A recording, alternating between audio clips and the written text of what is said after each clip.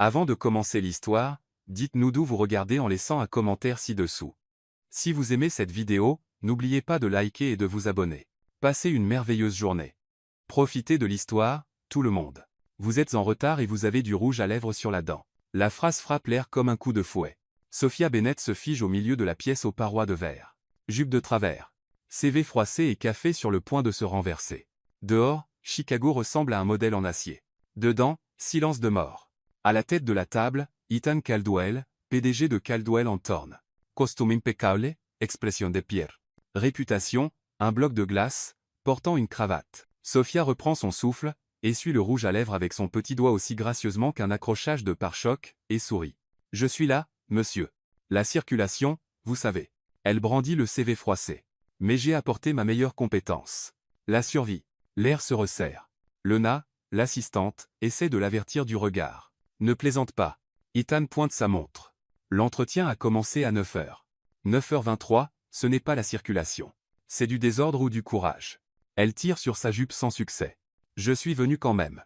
Un muscle tressaute dans sa mâchoire. Ce n'est pas un sourire. Asseyez-vous si vous le pouvez. Elle s'assoit. La chaise glisse. Le café manque de se renverser, mais Sophia le rattrape à temps. Coordination motrice en cours, commente-t-elle. Ethan l'ignore. Il joint les mains. Pourquoi voulez-vous être ma secrétaire? Secrétaire est un petit mot pour un si grand feu, répond-elle, en s'appuyant sur la table et en ignorant le regard horrifié de Lena. Mais j'apprends vite et je reste calme la plupart du temps. Apparemment, il étudie le CV. Expérience. Réceptionniste d'hôtel, caissière de librairie, assistante d'événements, barista à temps partiel, organisatrice de vie officielle pour mes amis, ne rentrez pas dans le PDF. Formation, administration des entreprises, incomplète. Plus d'argent, pas de motivation. Références. Nombreuses. Certaines me parlent encore. Lena déglutit difficilement. Sophia le remarque et s'ajuste. Monsieur Caldwell, je sais que je ne suis pas ce bureau. Elle pointe la surface impeccable. Mais je suis utile. Pas que le bureau ne le soit pas. D'ailleurs, le bureau est ravissant. Compliments. Un analyste étouffe un rire. Ethan ferme le CV. Chez Caldwell & Thorne, la ponctualité signifie le respect. Les détails sont une exigence. Quand le téléphone sonne, c'est pour résoudre des problèmes, pas pour bavarder. Pouvez-vous suivre? Oui. Je veux dire, non, mais je cours plus vite que je ne tombe. Il hausse un sourcil. Et vous avez besoin de quelqu'un qui court. J'ai fait mes recherches. Vous m'avez recherché? Événements publics, articles de presse, voisins. Vous ne manquez jamais les chiffres, mais vous manquez les gens. La pièce devient plus froide. Qui agite ça? Internet. Et la réceptionniste d'à côté. Elle est honnête. Intéressante. Il pose son menton sur sa main. Alors pourquoi quelqu'un qui court plus vite qu'elle ne tombe est arrivé 23 minutes en retard? Parce que le métro s'est arrêté, l'ascenseur s'est bloqué, et j'ai continué. J'ai grimpé les 8 derniers étages par les escaliers et je me suis quand même arrêté pour arranger le rouge à lèvres sur ma dent. Mauvaise priorisation, j'admets. Pendant un moment, le coin de sa bouche manque de bouger. Passez un test. Ma boîte de réception maintenant. Lena ouvre l'ordinateur portable pour Sophia comme si elle remettait un violon Stradivarius à un chat. Sophia inhale un mur d'emails urgents. Elle tape. Nous répondrons à 11h00. Reporté à mardi. Liste de contrôle jointe. En quelques minutes, le chaos devient de l'ordre. Ce ne sont que les bases. Dit-il. C'est vrai, et personne ne l'a fait. Ethan ferme l'ordinateur portable. Nommez 3 défauts. Je parle trop quand je suis nerveuse. J'essaie de réparer des choses que personne ne m'a demandé. Et je fais trop confiance à la gravité. Force. Je termine ce que je commence. J'apprends vite. Et je n'ai pas peur de votre silence. L'audace résonne. Pratiquement un sport dans cette pièce. Ethan Saose, pesan chakemot. Personne ne dure un mois avec moi. On dit que vous êtes comme l'hiver avec du Wi-Fi. Sophia risque. Classe. Il penche la tête. Pourquoi devrais-je vous embaucher? Parce que les gens parfaits ignorent ce qui va tomber. Moi, je le remarque. Silence. Puis, vous êtes embauché, dit-il. Lena tousse. Monsieur, à titre d'essai, 2 semaines. Aucune tolérance pour le retard. Aucune improvisation en réunion. Aucune blague. Et Bennett, oui, changez le rouge à lèvres. Notez. Elle serre sa main, glace pure avec un demi-sourire qui vise le professionnel mais échoue magnifiquement. Commencez aujourd'hui. Aujourd'hui comme tout de suite? Y a-t-il un autre aujourd'hui que maintenant? Bon point. Dans le couloir, Lena murmure. Bienvenue dans le pool de Paris. Pool de Paris? On parie sur combien de temps vous durez? Votre moyenne est de 3 jours. Puis-je parier sur moi-même? Je ne le recommanderais pas. Plus loin dans le couloir, des yeux curieux apparaissent et disparaissent. Tout le bureau regarde. Slack Viber. Chaos nouvelle secrétaire. Elle est arrivée en retard, et est encore en vie. Sophia s'assoit au bureau blanc devant sa porte. Ouvre son carnet. Plan de survie. Jour 1. En dessous, une liste. Battre l'horloge. Ne pas trébucher sur les câbles. Apprendre le langage de la glace. Découvrir pourquoi personne ne dure un mois. Le téléphone sonne. Bureau de M. Caldwell. Sophia à l'appareil. Sa voice. Reporter ma réunion. Et pas de gaieté dans les emails. Comprise. Vous avez encore du rouge à lèvres sur la dent. Clic. Elle passe sa langue sur ses dents. Rien. Il voulait juste la provoquer. Sophia Sorit. Elle réorganise l'emploi du temps, respire, et puis son téléphone vibre dans sa poche. Cli urgent insiste pour parler à Ethan maintenant. Cries. Elle regarde la porte fermée, l'horloge affichant 9h31, et pense, temporaire n'est qu'un autre mot pour jusqu'à ce que je prouve le contraire. Sophia arrive 15 minutes en avance le deuxième jour, une victoire. Mais Grace, la réceptionniste, une dame aux cheveux argentés avec un sourire conspirateur, interrompt sa célébration silencieuse. Chérie, vous devez savoir quelque chose. Elle se glisse dans un coin de la salle de pause. Grace ouvre un dossier, comme si elle révélait des documents top secrets. Liste des anciennes secrétaires. 15 jours, 22. Emily, 3 semaines et demie. Détentrice du record. Jessica a duré exactement 7 jours. Claire n'a pas passé la première journée. Que s'est-il passé avec Claire? Elle a pleuré dans les toilettes après qu'il lui a demandé si elle savait lire l'heure. Sophia déglutit difficilement. Y a-t-il un schéma? Oui, il ne crie pas ni n'insulte. Il vous ignore simplement jusqu'à ce que vous disparaissiez. Comme de la glace qui fait fondre une personne. Poétique et terrifiant. Et il y a plus. Grace, baisse la voix. Personne ici ne lui parle. Sauf si c'est strictement professionnel. Il arrive à 7h00, part à 20 et 1h00, ne déjeune jamais avec personne, ne va pas au happy hour. Une fois, Emily a essayé de lui souhaiter un joyeux anniversaire, et il a demandé si elle avait terminé les rapports. Était son anniversaire? Le sien? Sophia ferme les yeux, respire, les ouvre. Grace, je dois survivre 2 jours. Quel est votre conseil numéro 1? Invisibilité sélective. Soyez utile, mais n'existez pas. Contradiction intéressante. L'horloge sonne 8h45. Sophia se précipite à son bureau. Ethan est déjà dedans, sa silhouette raide contre la fenêtre. Elle allume l'ordinateur, range les stylos par couleur parce que l'énergie nerveuse a besoin d'un exutoire, et attend. Le téléphone sonne. Bureau de M. Caldwell. À l'appareil. Êtes-vous nouvelle? Une voix d'homme, pressée. Deuxième jour au travail, monsieur. Soupa. J'ai besoin de parler à Ethan.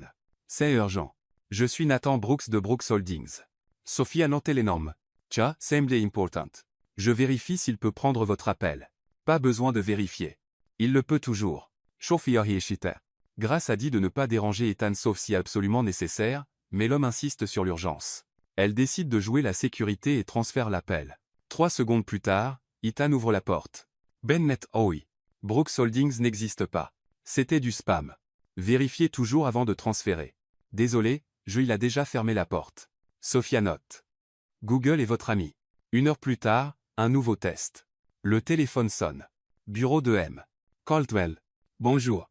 Je suis là pour livrer le nouveau bureau pour le bureau 4B. Sophia regarde autour. Personne n'a commandé de nouveau bureau, mais l'homme est en bas dans le hall, en sueur, portant quelque chose de lourd. Un moment. Elle descend et trouve un homme plus âgé en salopette debout à côté d'un magnifique bureau en acajou. Êtes-vous sûr que c'est la bonne adresse? Bien sûr. Ethan Caldwell, 24e étage, bureau 4B. Meistast Videschimt Katoria. Doit y avoir une confusion. Pouvez-vous signer pour ça? Mon dos n'en peut plus. Sophia regarde le bureau. Il est beau, cher, et l'homme semble honnête. Elle le signe. 20 minutes plus tard, Ethan sort de son bureau. Pourquoi y a-t-il un bureau en acajou dans ma zone de réception? Un livreur est venu, a dit que c'était pour vous. Je n'ai commandé aucun bureau. Oh, ils regardent tous les deux le bureau. Brillant, imposant, clairement cher. Bennett, vous avez signé pour un bureau que je n'ai pas commandé pour un PDG qui n'a pas besoin de meubles. Ça semblait légitime. Il transpirait trop pour que ce soit une arnaque. La sueur n'est pas une preuve d'honnêteté. Bonne réplique. Puis-je l'utiliser? Ethan ferme les yeux, compte jusqu'à 3. Découvrez à qui il appartient, et sortez-le d'ici. Pendant que Sophia appelle toutes les compagnies de meubles qu'elle trouve, elle entend Ethan au téléphone dans son bureau. Voix tendue. Quelque chose à propos d'un contrat expiré, d'une amende, d'un problème légal. La curiosité peut tuer le chat, mais Sophia a toujours été plus un chien Elle marche vers la porte légèrement ouverte. Ethan parle à quelqu'un d'une clause mal rédigée qui pourrait coûter des millions. L'avocat à l'autre bout suggère d'accepter la perte. Non, il doit y avoir une sortie, dit Ethan. Sophia, sans réfléchir, frappe à la porte. Excusez-moi, je suis occupé. Est-ce à propos du contrat Lawson & Partners? Il couvre le téléphone. Comment savez-vous pour ce contrat? Je l'ai entendu, mais j'ai lu des contrats similaires dans mes cours. Puis-je y jeter un œil? Vous n'avez pas terminé l'école de commerce. Non, mais j'ai fait 2 ans de droit des affaires avant de changer de majeur. Ethan hésite, raccroche le téléphone, affiche le contrat à l'écran. Sophia s'approche, ignorant complètement le protocole, et s'assoit dans son fauteuil. Ethan hausse un sourcil, mais n'objecte pas. Ici, est le point. La clause 14b parle de conditions extraordinaires, mais regardez 18c. Et cela crée une exception qui annule 14b, si une interférence externe documentée est prouvée. Avez-vous des emails montrant que Lawson a changé les spécifications après la signature du contrat? Ethan ouvre le dossier emails. Il cherche, trouve 3 emails problématiques. Cela annule la pénalité, murmure T. Et vous pouvez encore facturer les coûts supplémentaires. Ethan la regarde différemment. Comme si elle venait de résoudre un Rubik's Cube en 15 secondes. Comment avez-vous repéré ça? Les contrats sont des puzzles. J'aime les puzzles. Vous venez de sauver 8 millions de dollars. Vraiment sympa. Puis-je retourner à mon bureau maintenant? J'ai encore besoin de trouver où appartient ce bureau en acajou. Ethan reste silencieux 5 secondes. Sophia réalise qu'elle est assise dans son fauteuil dans son espace personnel en parcourant ses documents confidentiels. Désolé, j'ai envahi votre espace et votre fauteuil, qui est très confortable, d'ailleurs. Bennett, je vais me faire virer, n'est-ce pas? Probablement. Sophia soupire, se lève, et marche vers la porte. Bennett, elle laisse retourner. Bon travail. Pour le reste de la journée, Sophia résout le mystère du bureau. Il était destiné au bureau 4D, pas 4B. Organise les réunions et répond aux appels sans plus de confusion. Mais elle ne peut s'empêcher de penser à la façon dont Ethan l'a regardée quand elle a résolu le problème du contrat. À 10 à 8h00, en rangeant son bureau, elle écrit dans son carnet. Plan de survie jour 2. Apparemment, enfreindre les règles peut sauver des millions. Qui l'aurait deviné? Elle regarde sa porte fermée, encore allumée. Il a dit « Bon travail ». En langage iceberg, c'est pratiquement un câlin. Sophia prend son sac, fait un signe à Grace, et part, ignorant qu'Ethan la regarde de la fenêtre, intriguée pour la première fois depuis des années par quelqu'un qui n'a suivi aucun protocole et a quand même tout réussi. 3e jour, Sophia décide d'être proactive. Si Ethan commence le travail à 7h00, il a probablement besoin de caféine. Geste gentil, point de survie. Stratégie simple. Elle s'arrête au café du hall et commande le café le plus populaire. Grand avec lait, 2 sucres, et une touche de cannelle. Le barista sourit. Pour qui est ce spécial? Mon patron. J'essaie de ne pas me faire virer. Bonne chance. Ce café conquiert n'importe qui. Sophia monte en haut d'humeur, tenant la tasse comme un trophée. Ethan est déjà dans son bureau en train de revoir des tableurs. Elle frappe à la porte. Bonjour, monsieur Caldwell. Je vous ai apporté du café. Il lève les yeux, voit la tasse. Son expression change. Qu'est-ce que c'est? Café grand avec lait, sucre et cannelle. Le barista a dit que c'est un favori des clients. Je ne bois pas de café avec lait. Oh, désolé. Préférez-vous sans lait? Je ne bois pas de café avec sucre. Compris. Pas de sucre non plus. Je ne bois pas de café avec cannelle. Sophia cligne des yeux 3 fois. Donc, café noir. Je ne bois pas de café. Silence. Sophia regarde la tasse comme si elle venait de trahir un secret national. Monsieur, tout le monde boit du café. C'est une règle officieuse du bureau. Je bois du thé vert. Pas de sucre, pas de lait, pas de cannelle, pas de créativité. Pourquoi ne l'avez-vous pas dit hier? Parce que vous ne l'avez pas demandé hier. Sophia sent sa tension artérielle monter. Elle respire, compte jusqu'à 3, échoue. Vous savez quoi? Vous ressemblez à un robot. Quelqu'un coincé dans un costume et qui a oublié d'installer le logiciel de la gentillesse. La pièce gèle. Ethan se lève lentement. Comparaison intéressante. Merci. J'essaie. Les robots sont efficaces. Ils ne sont jamais en retard. Ils ne s'assoient pas dans le fauteuil de quelqu'un d'autre.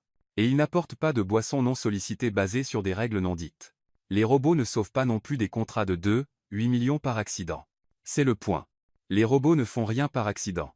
Sophia pose la tasse sur son bureau avec un peu plus de force que nécessaire. Alors n'hésitez pas à programmer mon remplaçant. Je suis sûr qu'il y a un assistant robot qui fait du thé vert et ne montre jamais d'initiative. Peut-être que je le ferai. Soupa. Je commencerai à rédiger ma lettre de démission sur du papier recyclé parce que les robots se soucient de la durabilité. Sophia part, fermant la porte, pas tout à fait en la claquant, mais plutôt en la fermant fermement avec emphase. Dans le couloir, au moins 6 personnes prétendent travailler tout en écoutant clairement. Grâce apparaît de nulle part. Chérie, tout le monde a entendu. Tout le monde? Tout le bureau.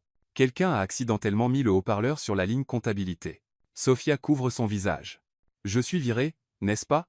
Eh bien, personne ne l'a jamais appelé robot en face. C'était audacieux et un peu suicidaire. Combo parfait pour mon CV. Son téléphone de bureau sonne. Sophia répond d'une voix funèbre. Bureau de M. Caldwell. Sophia à l'appareil. Sophia, c'est Laura Evans d'Evans Consulting. J'ai besoin de parler à Ethan de toute urgence.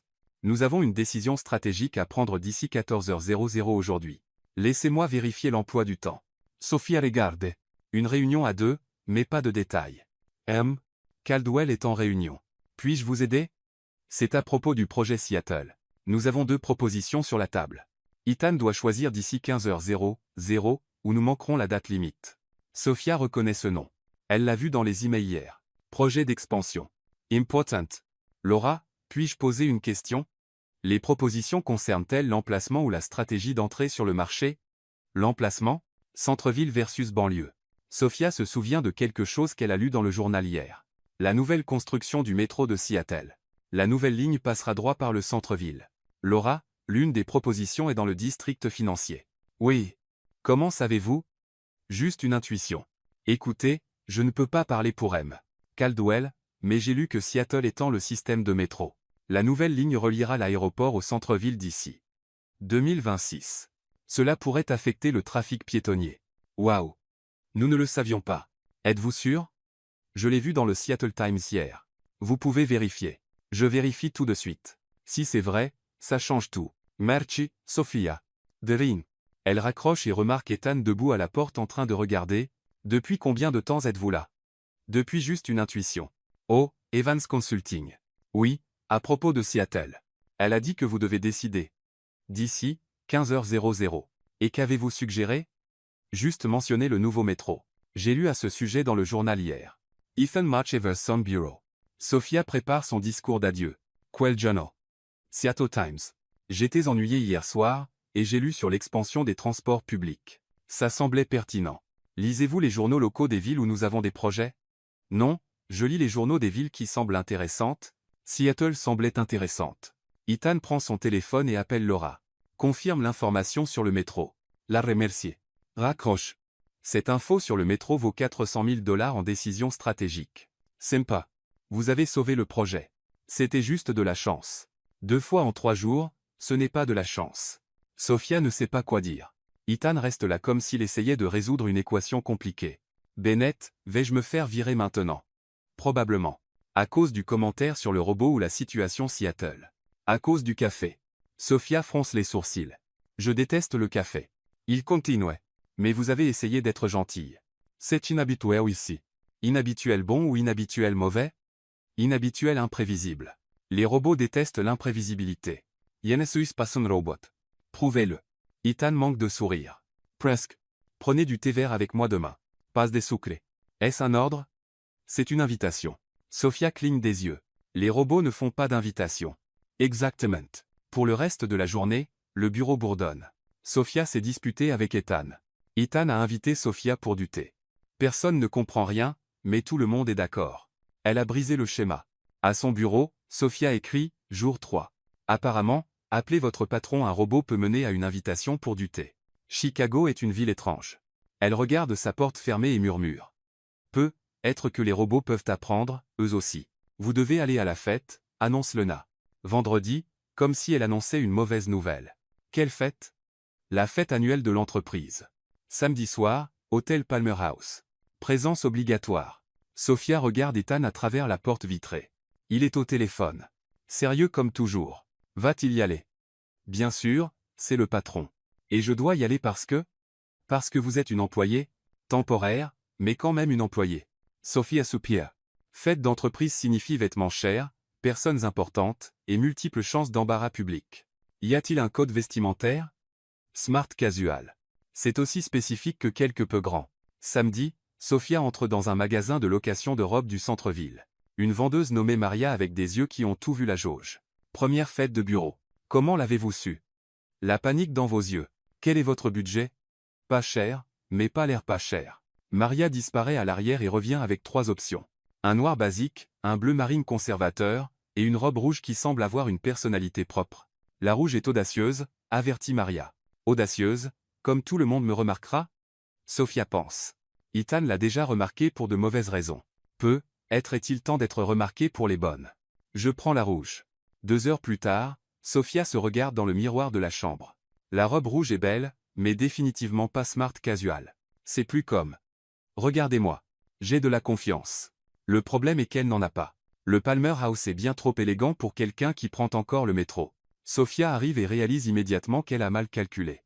Toutes les femmes sont en ton neutre. Elle ressemble à un feu de circulation dans un musée d'art. À l'entrée de la salle de bal, elle prend une profonde inspiration et marche vers le bar. 3 pas dedans, son talon droit s'accroche au bord de la porte. Sophia trébuche, attrape un rideau pour se stabiliser, et manque de renverser un plateau entier de martini sur Ethan, qui parlait avec un groupe d'investisseurs. Silence de mort. Ethan a maintenant des gouttelettes de martini sur son costume et une olive sur l'épaule. Les investisseurs la regardent comme si elle était une catastrophe naturelle. Je suis désolé, murmure Sophia, essayant d'essuyer son épaule avec une serviette. Ethan la regarde. La robe rouge, ses cheveux ébouriffés par le vent, l'expression de quelqu'un qui veut ramper sous le sol. Ça va? Demande-t-il. Pas, vous avez ruiné ma réunion. Ou pourquoi êtes-vous même ici? Juste, ça va? Je vais bien. Votre costume non. J'en ai d'autres. Un investisseur s'éclaircit la gorge. Ethan, pouvons-nous continuer notre conversation plus tard? Bien sûr. Les groupes se dispersent. Sophia reste seule avec Ethan au milieu de la pièce, se sentant comme si elle venait d'accidentellement détruire quelque chose d'important. Votre robe est frappante. Il dit.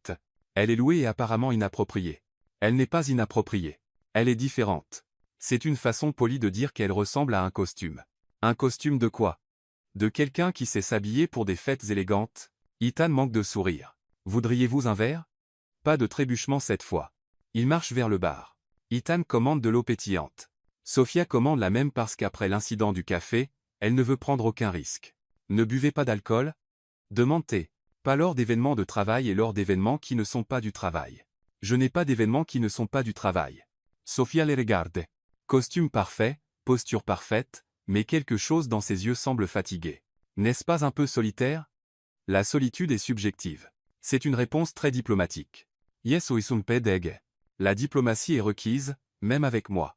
Ethan hésite. Surtout avec vous. Pourquoi? Parce que vous posez des questions que personne d'autre ne pose. Il s'éloigne de la foule principale et trouve un coin tranquille près d'un grand piano. La musique de fond est douce mais générique. Jouez-vous? Demande Sophia, en hochant la tête vers le piano. Je jouais. Pourquoi avez-vous arrêté? J'ai grandi. La musique n'est pas seulement pour les enfants. Ma mère pensait que oui. Disait que le piano était un hobby, pas une carrière, et vous étiez d'accord. J'avais d'océans. J'étais d'accord avec tout. Sophia marche vers le piano et appuie sur une touche. J'ai pari que ça vaut moins que parfois. Comme maintenant? Oui. Pourquoi? Parce que vous demandez. Sophia saw it. Pour la première fois, Ethan semble vraiment humain. Pouvez-vous m'apprendre une chanson ici? Pourquoi pas? Parce que nous sommes à une fête d'entreprise entourée de clients importants. Et alors? Et parce que je n'ai pas joué depuis 15 ans. Encore mieux. Aucune attente. Ethan regarde autour. Personne ne fait attention. Il s'assoit sur le banc du piano. Sophia s'assoit à côté de lui. Placez vos mains ici, dit-il, guidant ses doigts sur les touches. Appuyez légèrement, juste avec le bout des doigts. Sophia essaye. Le son sort plus fort que prévu. Doucement, dit-il, couvrant sa main de la sienne pour lui montrer. Sa main est chaude, stable.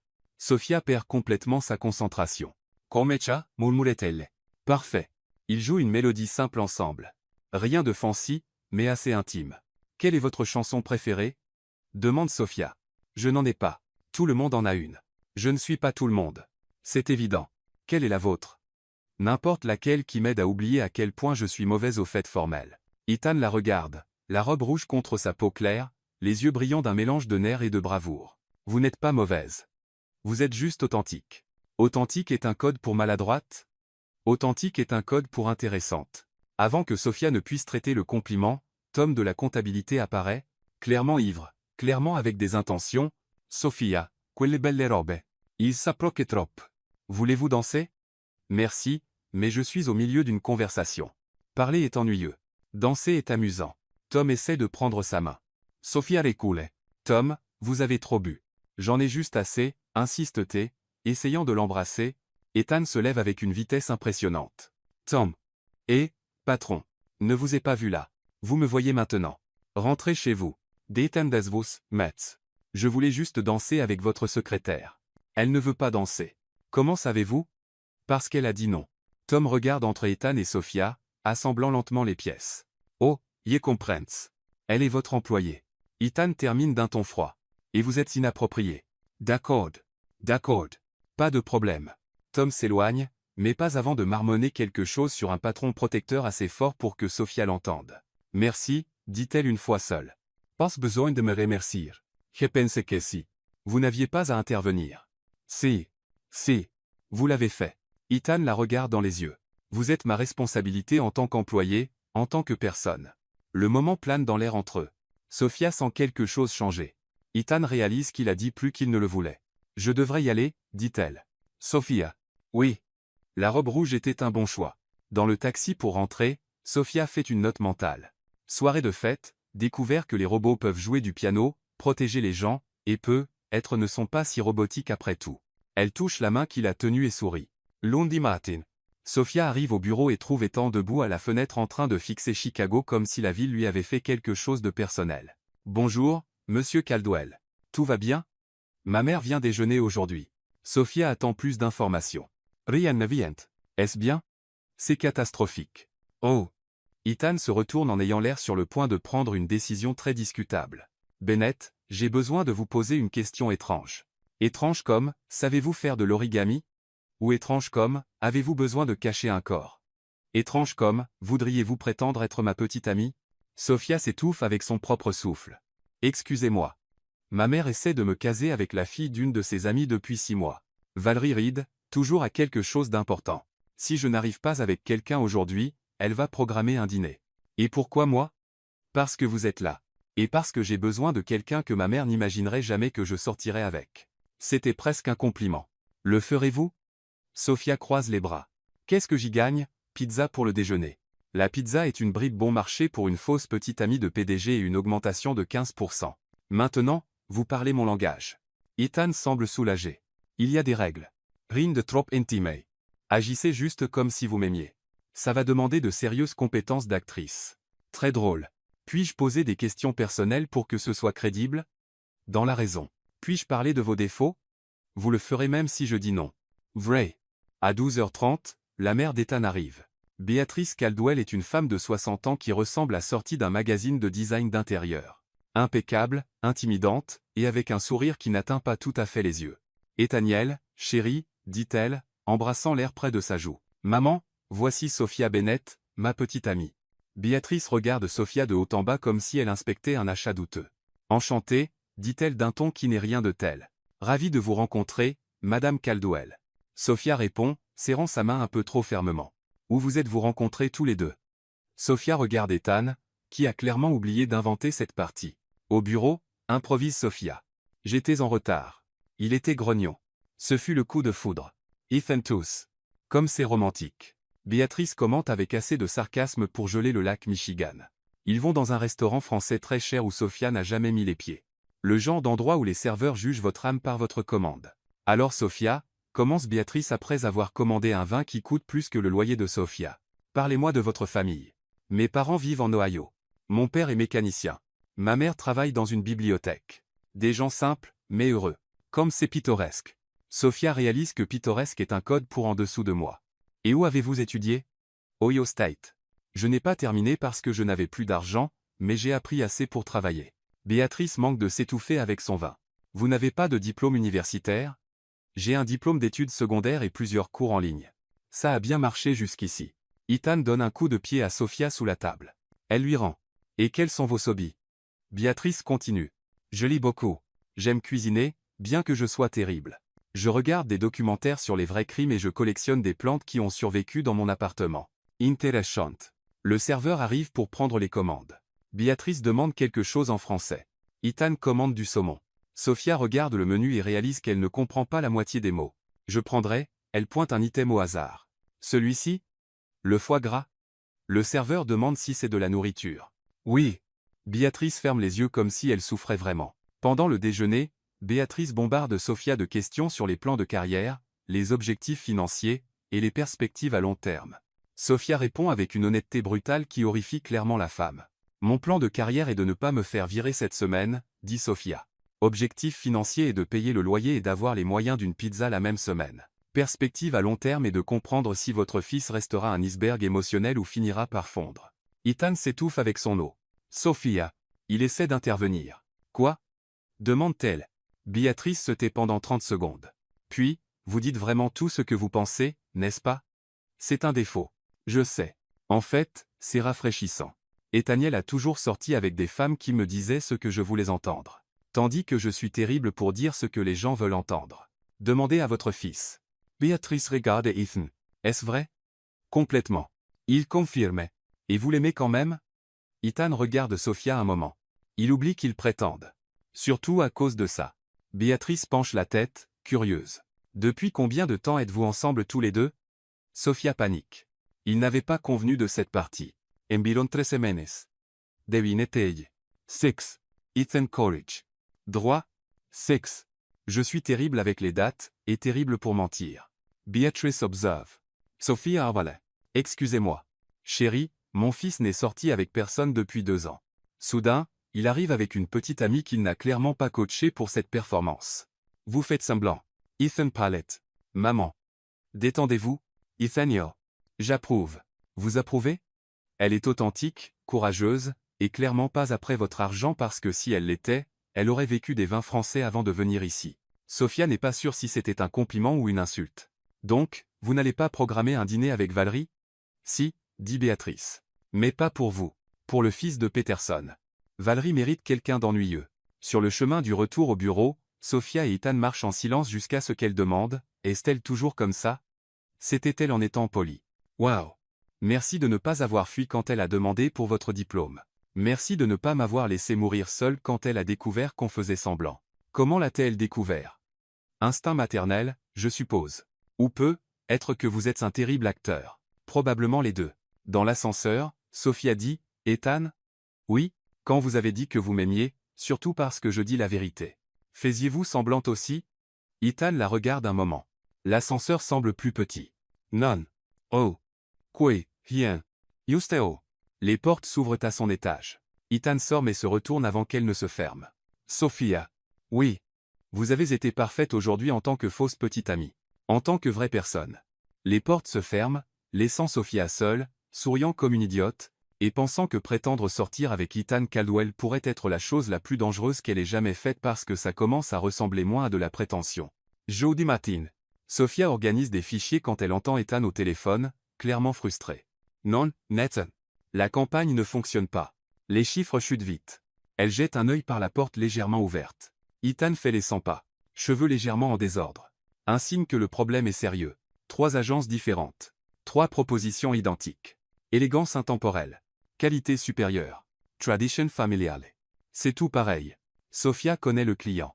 Ashford Watches, une compagnie suisse de montres centenaires, perdant du terrain face aux montres intelligentes. Non, je n'annule pas le contrat. Ethan continue. Mais nous avons besoin de quelque chose de différent. Quelque chose qui fonctionne vraiment. Il raccroche et se frotte les tempes. Sophia frappe à la porte. Puis-je aider?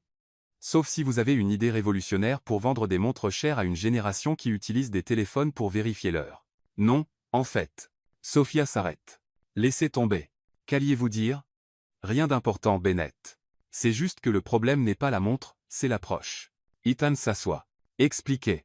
Tout le monde essaie de convaincre les gens que les montres chères sont nécessaires, mais elles ne le sont pas. Elles sont du luxe. Et le luxe aujourd'hui est différent. Différent comment? Avant, c'était pour montrer que vous aviez de l'argent. Maintenant, c'est pour montrer que vous avez de la personnalité. Ethan hausse un sourcil. Continuez. Ashford devrait embrasser le fait que les montres ne sont pas nécessaires. En faire une force. Ça n'a pas de sens.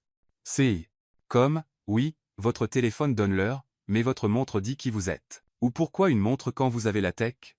Pour la même raison que vous avez de l'art au mur, Ethan la regarde de plus en plus intéressée. Vous suggérez un anti-marketing marketing. Je suggère l'honnêteté. Les gens sont fatigués des pubs fausses. Ils veulent des marques qui admettent la réalité. Et à quoi ressemblerait la campagne? Sophia prend une profonde inspiration. Elle est sur le point de suggérer quelque chose de complètement fou. Des mèmes. Des mèmes. Des mèmes honnêtes. Comme une photo de quelqu'un vérifiant son téléphone avec la légende. Quand vous avez 1000 montres, mais vérifiez quand même l'heure sur votre téléphone, et en dessous, Ashford, parce que la logique est surévaluée. Ethan cligne des yeux 3 fois. Vous voulez que je suggère une campagne de mèmes à un client vieux de 200 ans? Je veux que vous suggériez une campagne qui fonctionne. Avant qu'Ethan ne puisse répondre, la porte s'ouvre. Nathan Brooks, directeur d'Ashford, entre avec 2 cadres. Ethan, désolé pour le retard. Pouvons-nous commencer? Bien sûr, dit Ethan, donnant à Sophia un regard d'avertissement. Elle devrait partir. Elle devrait revenir à son bureau. Elle devrait faire n'importe quoi sauf ce qu'elle fait ensuite. Monsieur Brooks, dit-elle. Puis-je poser une question rapide? Nathan regarde Ethan, perplexe. Voici Sophia, mon assistante. Ethan explique, clairement nerveux. Bien sûr. Sophia, quelle est votre question? Portez-vous une montre intelligente? Oui, et pourtant vous avez acheté une Ashford l'année dernière. Nathan semble surprise. Comment savez-vous ça? Je l'ai cherché. Pourquoi l'avez-vous acheté? Eh bien, mon père portait Ashford. C'est une tradition familiale. Exactement. Vous n'avez pas acheté une montre. Vous avez acheté une histoire. Ethan fait un geste subtil pour que Sophia arrête. Elle l'ignore complètement.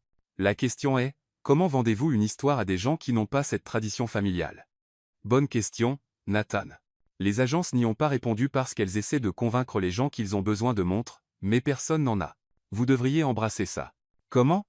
Sophia marche vers le bureau d'Ethan, prend un stylo, et commence à dessiner au dos d'une enveloppe. Imaginez cette campagne. Une photo d'un gars dans le métro. Tout le monde regarde son téléphone, sauf lui. Il vérifie sa montre. Légende. Pendant que tout le monde vit dans le futur, certains préfèrent vivre avec style. Nathan se penche pour voir le dessin. Continuez. Ou celle-ci. Votre téléphone meurt. Votre montre non. Ashford pour quand vous voulez être libre de la prise. Les cadres échangent des regards intéressés. L'idée est d'arrêter de concurrencer la technologie et de commencer à concurrencer la personnalité. Sophia continue. Ashford n'est pas à propos de l'heure. C'est à propos du choix, d'être différent quand tout le monde est pareil. Zachting chante. Nathan dit. Excité. Sophia continue, et sur les réseaux sociaux, vous postez des mèmes honnêtes comme dépenser 3 mois de salaire sur une montre qui fait la même chose que mon téléphone gratuit, pas de regrets. Logique Ashford. Nathan éclate de rire. Brillant. C'est auto-conscient mais classe. Exactement. Les gens le partageront parce que c'est drôle et honnête et ils l'achèteront parce qu'ils s'y identifient. Nathan regarde Ethan. Votre assistante est brillante. Ethan ressemble à s'il venait d'avaler un citron entier. Elle a des idées créatives. Nous voulons cette campagne. Nathan décide. Quand pouvons-nous voir la proposition complète? Une semaine. Ethan répond automatiquement. Parfait.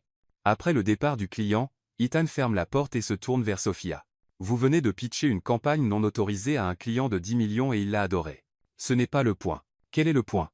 Le point est que vous ne pouvez pas juste pitcher des stratégies devant des clients importants.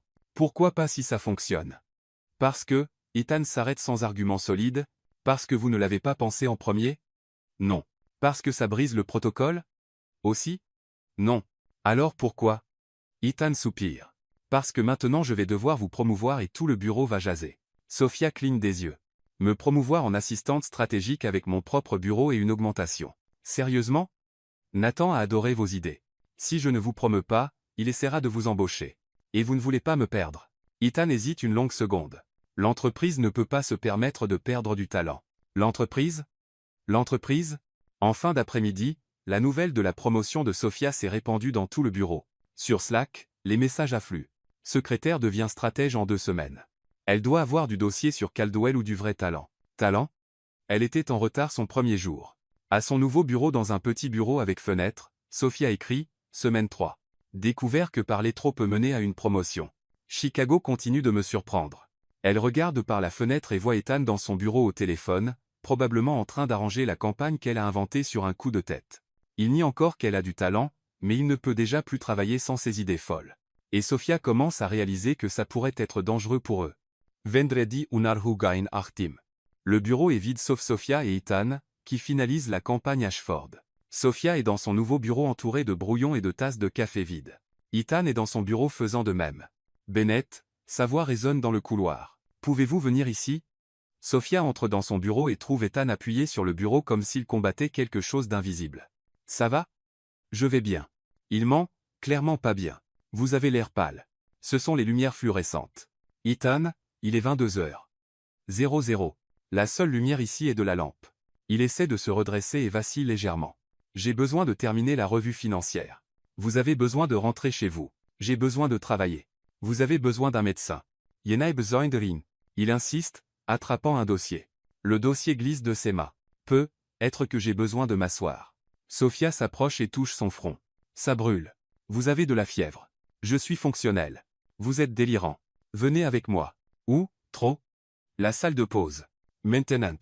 Je n'ai pas le temps de me reposer. Ethan, vous parlez à un dossier vide depuis 5 minutes. Il regarde le dossier. Il est vraiment vide. Ça explique pourquoi les chiffres n'avaient pas de sens. Sophia attrape son bras et le guide vers la petite salle de pause au bout du couloir. Il y a un canapé, une table basse, et un mini-frigo que personne n'a utilisé depuis des années. Asseyez-vous, Odontiel. Yenesuis pasumhien. Vous agissez comme tel. Asseyez-vous. Ethan obéit, surtout parce que ses jambes ne fonctionnent pas bien. Sophia disparaît et revient avec un verre d'eau et 2 ibuprofènes qu'elle a trouvés dans le tiroir de la réception. Plenestia. Je ne prends pas de pilules aléatoires. C'est de l'ibuprofène, pas des drogues expérimentales. Prenez-les. Il avale les pilules parce que discuter prendrait de l'énergie qu'il n'a pas. Maintenant allongez-vous. Je ne m'allonge pas sur le canapé du bureau. Ethan, vous avez une forte fièvre. Il est 22h et il n'y a que nous deux ici. Vos options sont de vous allonger sur le canapé ou de vous évanouir par terre. Choisissez. Il y pense et choisit le canapé.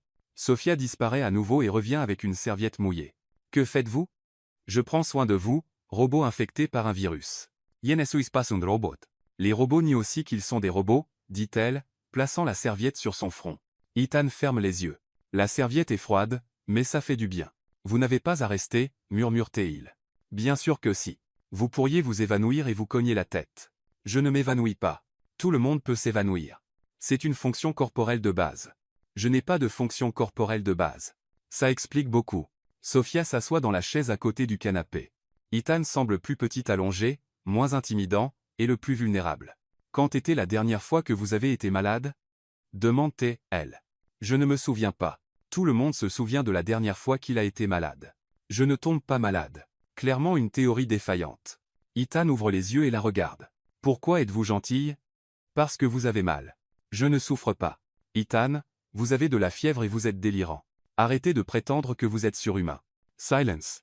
Alors ma mère ne s'est jamais occupée de moi quand j'étais malade. Sophia hausse un sourcil. Ethan fiévreux est apparemment Ethan honnête. Pourquoi pas? Elle disait que la maladie était un manque de discipline. Si je tombais malade, c'était parce que je ne prenais pas correctement soin de moi. C'est au fou. C'est pratique. J'ai appris à ne compter sur personne. Ou vous avez appris à ne jamais admettre quand vous avez besoin d'aide. Ethan ferme les yeux à nouveau. Quand j'avais 8 ans, je me suis cassé le bras en tombant de mon vélo. Je ne le lui ai pas dit jusqu'au dîner, parce que je savais qu'elle dirait que c'était ma faute. Et l'a-t-elle fait? Elle a dit que j'aurais dû être plus prudent. Sophia sent une pression dans la poitrine. Ethan, à l'internat, quand je tombais malade, j'allais à l'infirmerie seul.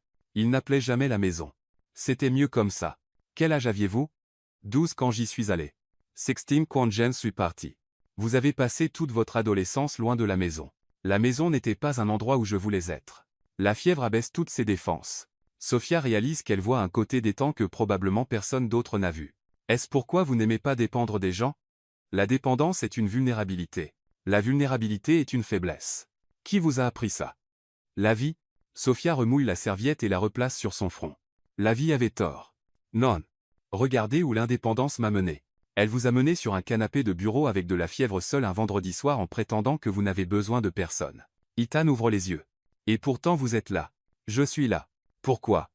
Parce que tout le monde mérite quelqu'un qui s'occupe d'eux quand ils sont malades. Même les robots infectés par un virus. Surtout les robots infectés par un virus. Ethan la regarde dans le noir. Ses yeux sont gentils. Ses mains sont douces. Elle est là alors qu'elle n'a pas à l'être. Sophia. Oui. Merci. Derin. Il tend la main. Elle hésite une seconde, puis entrelace ses doigts avec les siens. Sa main est trop chaude à cause de la fièvre, mais stable. Votre main est petite, dit-il. Vos mains sont grandes. Elles s'emboîtent. Sophia sensonkeul semballer. Il fait noir. Ils sont seuls. Et il tient sa main comme une encre. Ethan. Oui. Vous allez vous en remettre. Comment savez-vous? Parce que je vais prendre soin de vous. Il s'assoit lentement sur le canapé. Ils sont très proches. Sophia peut sentir la chaleur de la fièvre. Peut voir ses yeux briller dans le noir. Sophia. Il murmure. Quoi? Vous êtes la première personne qui il s'arrête. Qui? Quoi? Qui est resté? Le moment persiste entre eux. Ethan se penche légèrement en avant. Sophia ne recule pas. La distance se réduit. Ils sont à quelques centimètres quand Ethan s'arrête brusquement. Ethan, vous êtes gentil parce que je suis malade. Ce n'est pas réel. Comment savez-vous? Parce que quand je guérirai, je redeviendrai le patron froid et vous redeviendrez l'employé qui me rend fou. Et si nous ne revenions pas? Ethan lâche sa main et s'éloigne. Nous revenons toujours. Sophia se sent comme si on lui avait donné un coup de poing dans l'estomac. Peut-être avez-vous raison, dit-elle, se levant. Peut-être que la dépendance est vraiment une vulnérabilité. Sophia, je vais chercher plus d'eau. Elle quitte la pièce avant qu'il ne puisse dire autre chose. Dans le couloir, Sophia s'appuie contre le mur et prend une profonde inspiration. Pendant un moment, il avait abaissé tous ses murs. Pendant un moment, elle avait vu qui était vraiment Ethan sous toute l'armure. Et puis il avait remis l'armure parce qu'en fin de compte, les robots avec des virus sont encore des robots, même quand ils ont désespérément besoin de quelqu'un pour s'occuper d'eux. Lundi matin, Sophia arrive au bureau et remarque que quelque chose est différent. Les conversations s'arrêtent quand elle passe. Des regards étranges la suivent jusqu'à son bureau. Grace apparaît avec un visage comme si elle assistait à un enterrement. Chérie, nous devons parler. De quoi? Le conseil veut vous parler maintenant. Sophia sent son estomac tomber. Le conseil? Pourquoi? Quelqu'un s'est plaint de votre promotion. Ils disent que c'était irrégulier. Irrégulier? Comment? Comme dans Elle doit coucher avec le patron, Sophia ferme les yeux. Qui a dit ça? Peu importe. Ce qui importe est qu'ils veulent des réponses. 15 minutes plus tard, Sophia est dans la salle de conférence face à 5 hommes en costume et une femme au regard sévère. Ethan est assis à la tête de la table, complètement sans expression. Le président, M. Harrison, ouvre un dossier. Mademoiselle Bennett, nous sommes ici pour discuter de certaines irrégularités dans votre embauche et promotion. Quel genre d'irrégularité? Vous avez été embauché sans expérience pertinente, promu en 3 semaines, et vous semblez avoir un accès inhabituel à M. Caldwell. Sophia regarde Ethan. Il évite son regard. Mon accès à M. Caldwell est professionnel. L'est-il? Harrison consulte des notes. Vous avez été vus ensemble à des événements sociaux. Il y a des rumeurs d'une relation personnelle. Nous avons assisté à un événement d'entreprise. C'était obligatoire pour les employés et le déjeuner avec sa mère. Sophia sent le sang quitter son visage. Quelqu'un a vu que c'était une situation spécifique. Quel genre de situation? Ethan reste silencieux. Sophia réalise qu'il ne va pas l'aider. Une situation personnelle qui n'affecte pas mon travail. Mademoiselle Bennett, la femme du conseil, Mademoiselle Lee, se penche en avant. Vos idées pour Ashford étaient impressionnantes, mais certains employés questionnent si vous les avez développées seuls. Sophia se sent comme giflée. Excusez-moi. Il est possible que M. Caldwell ait guidé vos contributions. Guidé?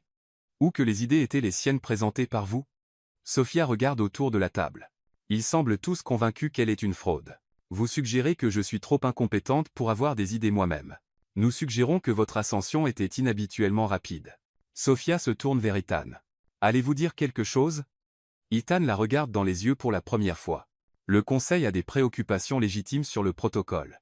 Sophia se sent comme si le sol s'était effondré sous elle. Protocole?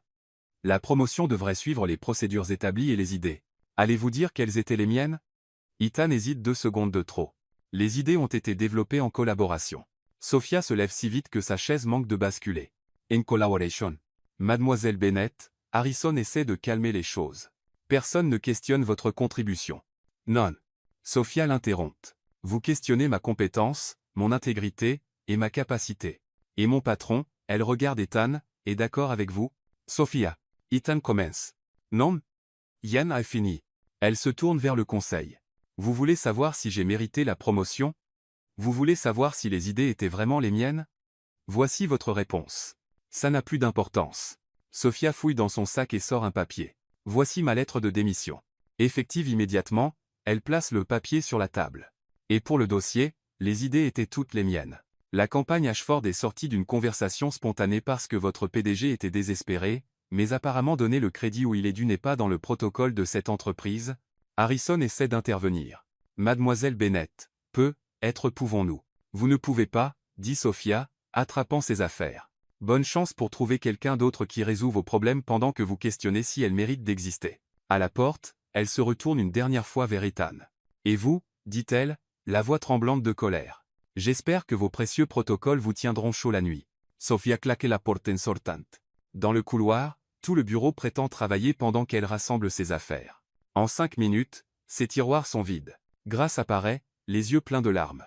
Chérie, ça va. Grace. C'était juste une question de temps. Non, ce ne l'était pas. Vous êtes talentueuse. Le talent n'est pas assez quand vous n'êtes pas le bon type de personne. Sofia prend la boîte avec ses affaires et marche vers l'ascenseur. La moitié du bureau regarde. L'autre moitié murmure. À la réception, elle s'arrête et regarde l'étage au-dessus où Ethan est probablement encore en réunion. Au revoir, robot, murmure-t-elle. C'était presque amusant. Les portes de l'ascenseur se ferment. Sofia est partie. À l'étage, Ethan termine la réunion en 5 minutes. Le conseil est satisfait. Les protocoles ont été préservés. L'ordre a été restauré. Il retourne à son bureau et voit le bureau vide de Sofia à travers la porte vitrée. Pour une raison quelconque, le bureau semble plus petit. Mardi, Ethan arrive à 7h00 comme toujours, mais il n'y a personne pour organiser son emploi du temps, personne pour filtrer ses appels, personne pour faire des commentaires sarcastiques sur sa personnalité. Il essaie de travailler comme d'habitude. Il tient 2 heures. Grace, j'ai besoin d'une nouvelle assistante. Je travaille déjà dessus, monsieur. Je veux des candidates avec une forte personnalité. Comme Sofia? Pas comme Sofia, juste compétente. Comprise. Mercredi, Ethan interviewe 5 candidates, toutes parfaitement qualifiées, toutes très polies, toutes complètement banales. La prochaine candidate a-t-elle de l'expérience avec des campagnes publicitaires? Demande-t-il à Grace. Oui. 15 ans d'expérience. Et de la personnalité. Comment définissez-vous la personnalité? Laissez tomber. Jeudi, Ethan crie sur 3 employés, annule 2 réunions, et fait refaire un rapport 6 fois. Tom de la comptabilité commente dans l'ascenseur. Il était plus agréable quand Sofia était là. Sofia était le problème. L'était-elle? Parce que maintenant il ressemble à un iceberg de mauvaise humeur. Vendredi, Ethan est dans la salle de conférence en train de regarder des CV pour des assistantes potentielles. Tous sont impressionnants. Tous qualifiés. Tout lui donne envie de faire une sieste. Grace frappe à la porte. Monsieur, la campagne Ashford a lancé aujourd'hui et elle devient virale. 3 millions de vues. En 6 heures. Ethan allume son ordinateur. Les mêmes Ashford sont partout. Logique Ashford est en tendance. Les ventes en ligne sont en hausse de 40%.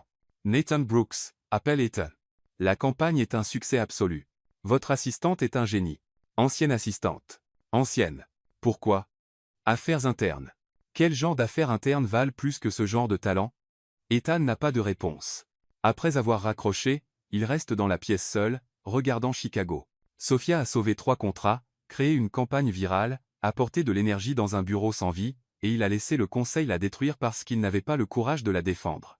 Parce qu'admettre qu'il avait besoin d'elle signifierait admettre la vulnérabilité, et les robots ne sont pas vulnérables. Sauf que maintenant il commence à réaliser que être la vulnérabilité n'est pas une faiblesse. Être que c'est juste de l'honnêteté. Et il vient de perdre la seule personne qui avait le courage d'être honnête avec lui. Ethan prend le téléphone pour appeler Sofia, puis hésite, puis le repose parce que les robots ne savent pas comment dire désolé. Passe encore. Samedi matin, Ethan est dans le bureau vide depuis 3 heures. En prétendant travailler tout en googlant en réalité comment s'excuser auprès de quelqu'un que vous avez profondément blessé. Les résultats ne sont pas encourageants. Grace apparaît à 9h00. Apparemment, elle travaille les samedis quand son patron traverse une crise existentielle. Monsieur Caldwell, que faites-vous ici? Travaillez sur quel projet? Ethan regarde l'écran. Il est ouvert sur une page intitulée « 5 étapes pour une excuse sincère ». Recherche de marché. Grace s'approche et lit par-dessus son épaule. 5 étapes pour une excuse sincère. Recherche de marché intéressante. Ethan ferme l'ordinateur portable. Grace, j'ai besoin de trouver Sofia. Pourquoi? Pour résoudre des affaires inachevées. Affaires inachevées. Ou avez-vous réalisé que vous avez fait la plus grande erreur de votre vie professionnelle? Ethan la regarde. Les deux. Elle est à un événement caritatif aujourd'hui. Centre communautaire Oak Street. Quelque chose à propos d'animaux rescapés.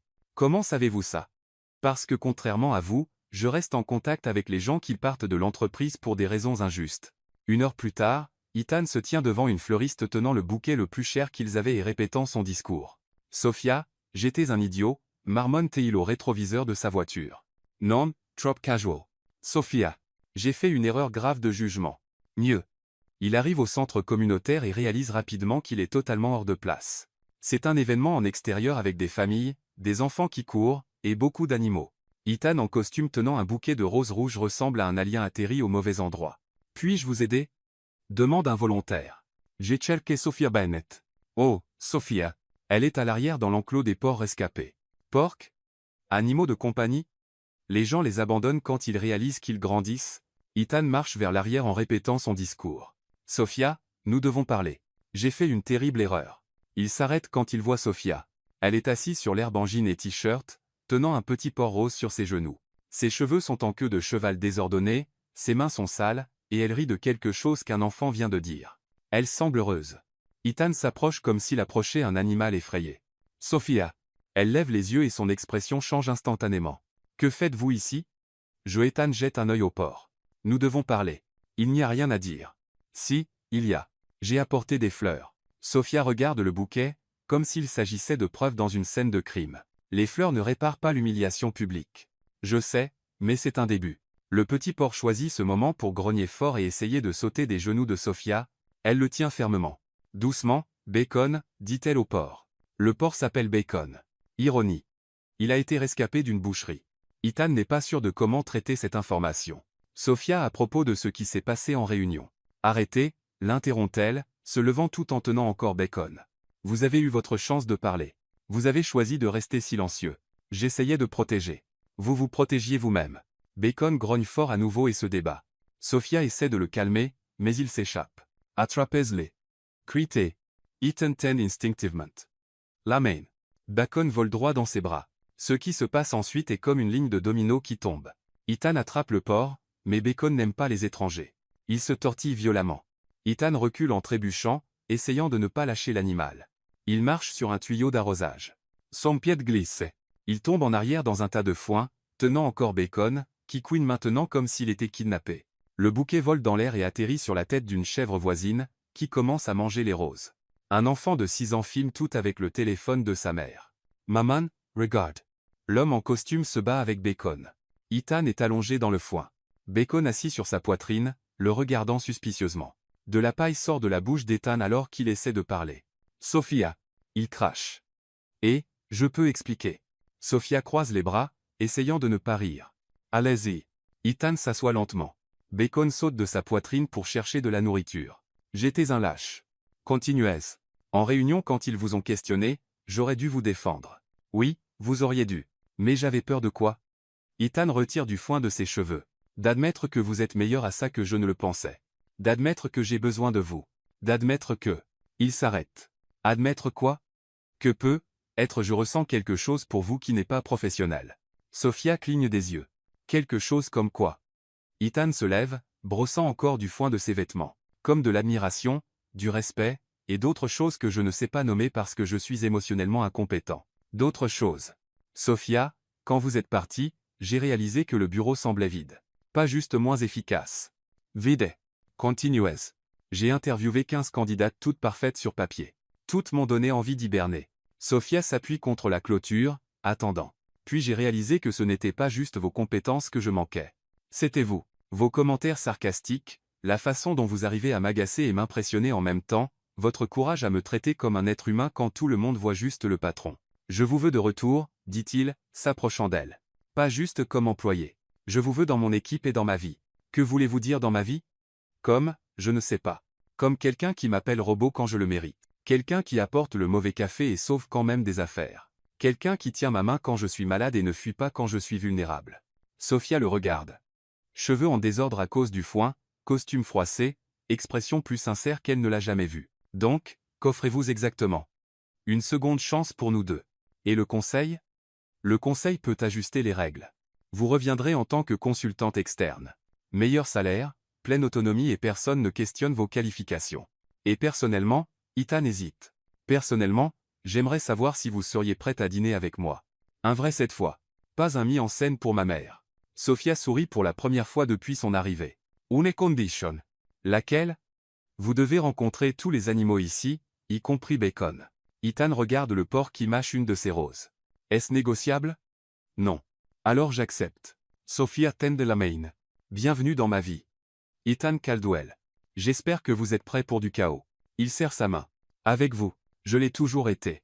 Lundi matin, Sophia revient au bureau en tant que consultante externe avec un nouveau bureau, un nouvel ordinateur, et un contrat qui fait envie au département comptabilité, Ethan l'accueille à la réception comme si c'était un événement officiel. Bienvenue de retour, Bennett. Merci de m'avoir reprise, Caldwell. En tant que consultante, vous avez pleine liberté de me contredire. Je l'ai toujours fait.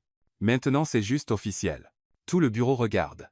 Certains semblent contents, d'autres confus. Tom de la comptabilité murmure à quelqu'un. Ils parlent comme des robots polis. C'est bizarre. L'autre personne répond. J'aimais mieux quand ils se disputaient. 2 semaines plus tard, Sophia et Ethan travaillent sur la plus grande campagne de l'histoire de l'entreprise. Lawson Industries veut une refonte complète d'image. Budget 5 millions de dollars. Sophia est dans le bureau d'Ethan entourée de papier, graphiques et 3 tasses de café vides.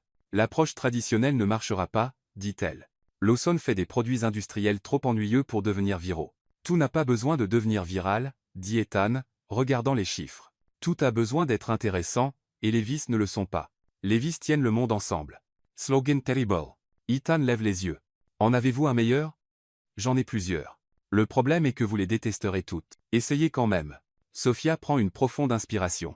Lawson, nous faisons les choses qui font fonctionner vos choses. Trop vague.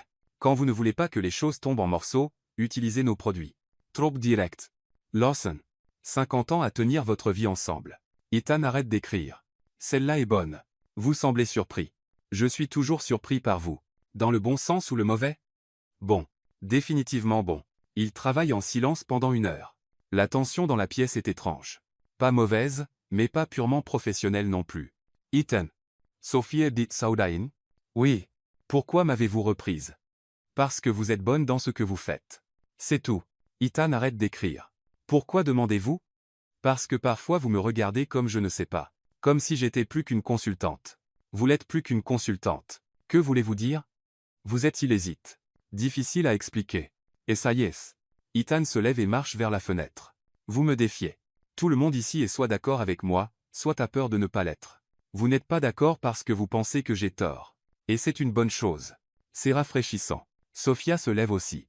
Ethan, j'ai besoin d'eau quelque chose. Quoi? Au fin de raiser quand vous avez dit que vous me vouliez dans votre vie. Qu'est-ce que ça voulait dire exactement? Ethan se tourne vers elle. Ça veut dire que... Il s'arrête. Ça veut dire que travailler avec vous est différent de travailler avec n'importe qui d'autre. Différent comment?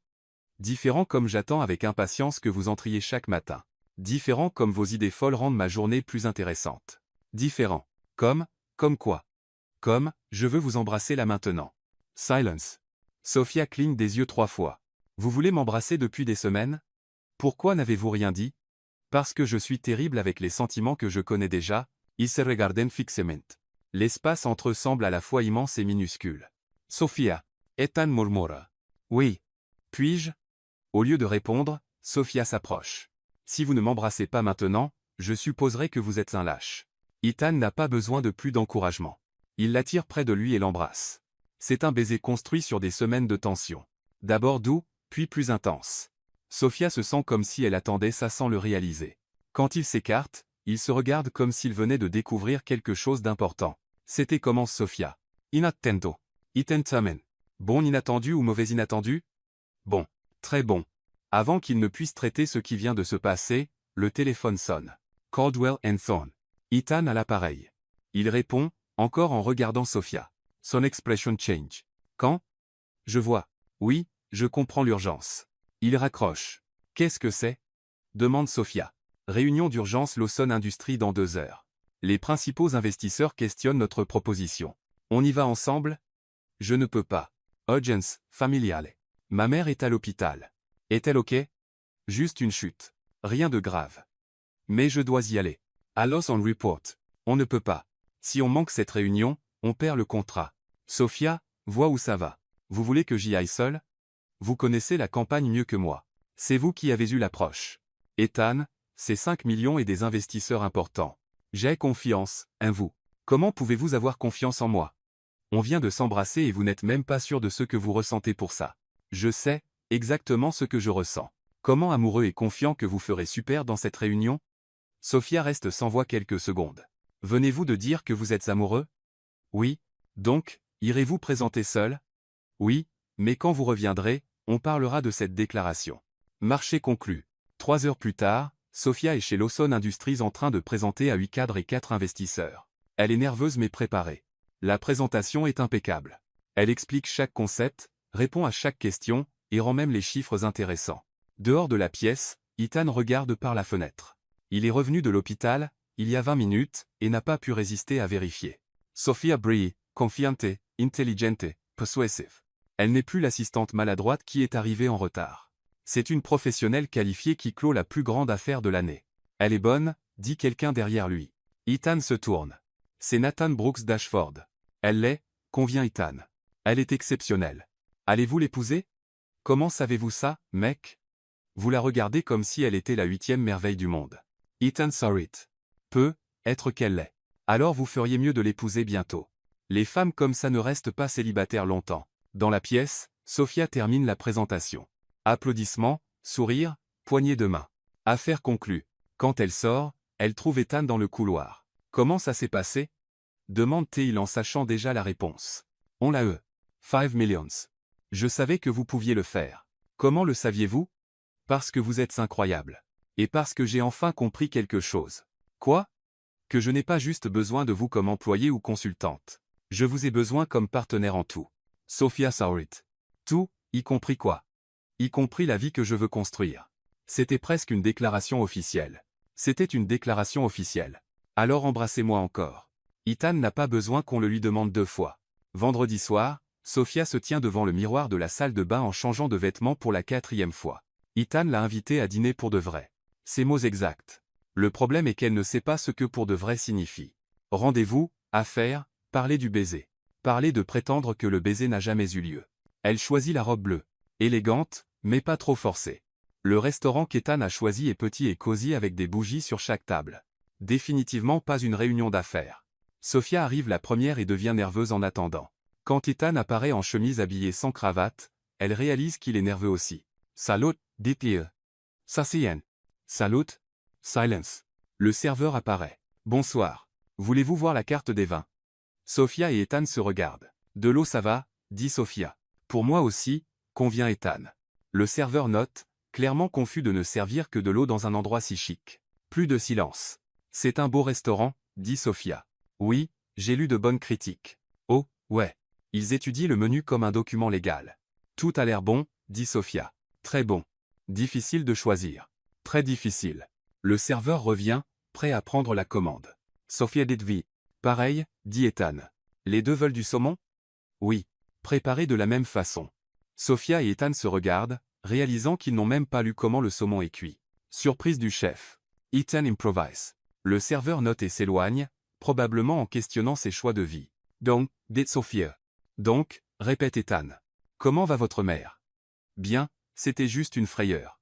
Elle a glissé dans la salle de bain. Contente que ce n'était pas grave. Ouais, Dieu merci. Silence à nouveau. Sophia prend une gorgée d'eau. Ethan fait de même. Ils ressemblent à deux personnes qui se rencontrent pour la première fois. Ethan. Sophia dit enfin. Oui. Pourquoi agissons-nous comme des étrangers? Je ne sais pas. Nous nous connaissons depuis des mois. Travaillons ensemble tous les jours. Hier vous m'avez embrassé. Je me souviens. Alors pourquoi ça ressemble à un premier rendez-vous du lycée? Ethan sourit pour la première fois depuis son arrivée. Parce que peut-être que c'est notre premier vrai rendez-vous. Vrai. Le saumon arrive. Il a l'air magnifique. Mais aucun des deux ne semble avoir faim. Sophia, dit Ethan, poussant la nourriture avec sa fourchette. Oui, j'ai besoin de vous dire quelque chose. Quoi? Je ne sais pas ce que je fais. Sophia rit. Dans quel sens? Dans tous les sens. Travail. Je sais. Affaire. Je comprends, mais ça, ils pointent entre eux. Je n'en ai aucune idée. Ça quoi?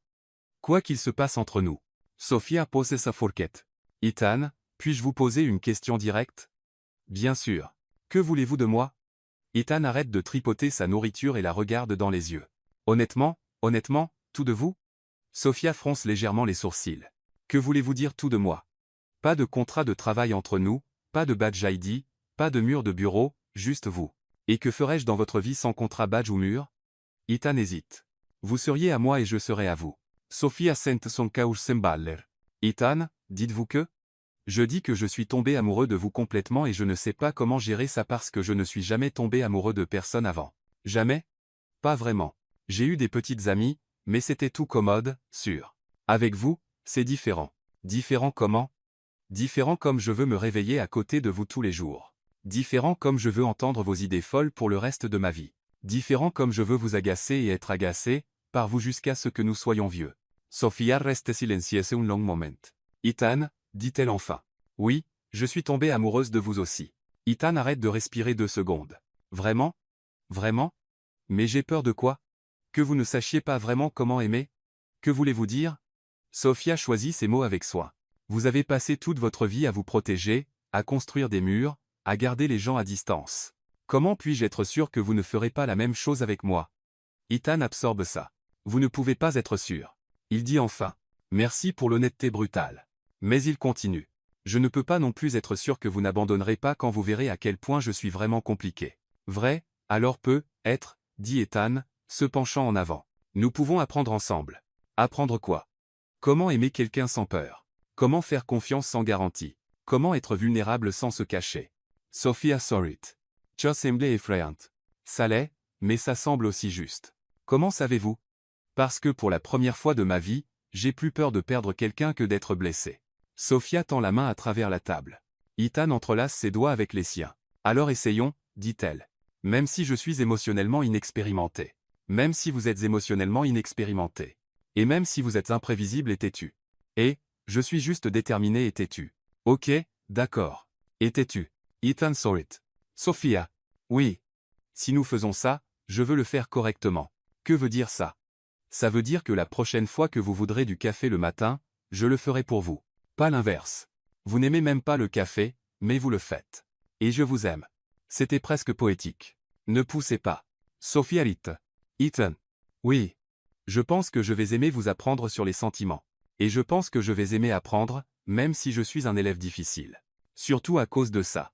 Il termine le dîner en parlant de tout et de rien, de plans, de peurs, de rêves, et d'habitudes agaçantes. En sortant du restaurant, Ethan s'arrête. Sophia, oui. Puis-je vous raccompagner? Vous pouvez. Et puis-je vous donner un baiser de bonne nuit à la porte? Vous pouvez. Et puis-je vous appeler demain sans raison liée au travail? Vous pouvez. En fait, vous devriez. Marché conclu. À la porte de son appartement, Ethan tient sa promesse. Il l'embrasse lentement, comme s'il y avait tout le temps du monde. Ethan. Sophia murmure quand il s'écarte. Oui. Je pensais que nous allions y arriver. Arriver à quoi? Apprendre à aimer sans peur. Je le pense aussi. Même si ça prend du temps. Surtout si ça prend du temps. Les meilleures choses prennent du temps pour devenir parfaites. Comment savez-vous? Vous me l'avez appris. Sophia sourit et entre, laissant Ethan dans le couloir, souriant comme un homme amoureux, parce que c'est exactement ce qu'il est. Et pour la première fois de sa vie, il est complètement heureux d'être insensé.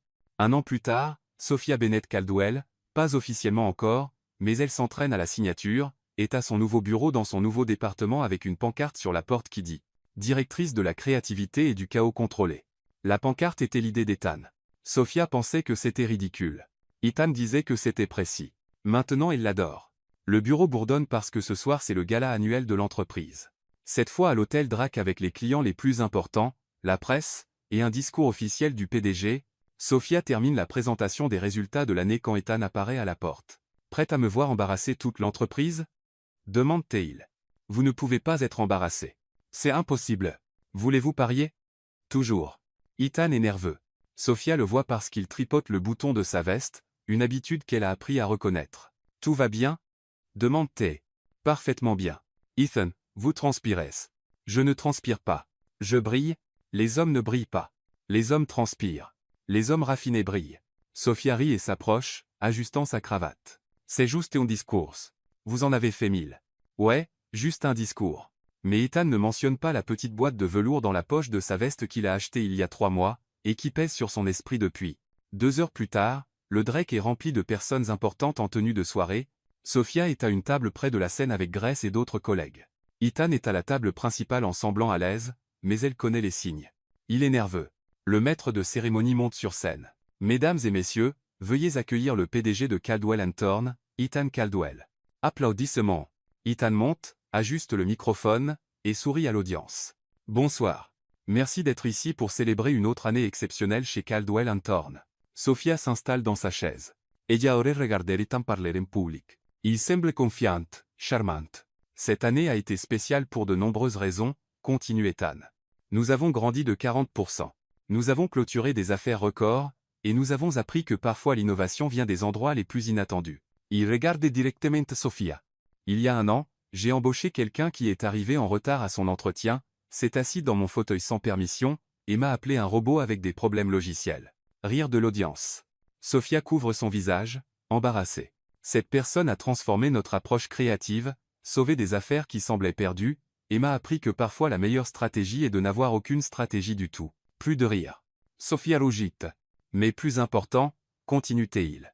Cette personne m'a appris quelque chose que je ne savais même pas que j'avais besoin d'apprendre. Il s'arrête et regarde directement Sofia dans l'audience. Elle m'a appris que le travail peut être amusant, que se disputer peut être productif, et que parfois la bonne personne pour votre vie est exactement celle que vous n'auriez jamais pensé vouloir dans votre vie. Sofia réalise où ça va et sent son cœur s'arrêter. Ethan, Momiotial. Que faites-vous, Sofia? Bennett, dit-il dans le microphone. Voudriez-vous monter ici? Non, s'il vous plaît, Ethan.